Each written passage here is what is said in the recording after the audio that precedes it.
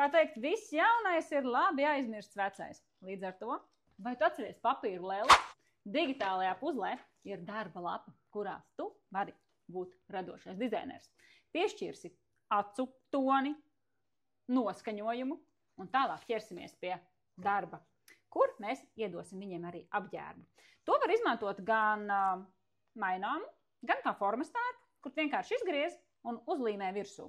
Vai atstāja mazas maliņas, lai var to mainīt atkal un atkal, pārģērbties, aksesuāri, cepurītes, džemperīši. Tas viss jau sagatavots, lai tev viegli un ērti. Tātad, kad es izgriezu tēlus no digitālās mazo solīšu puzles, tu viņus personalizē.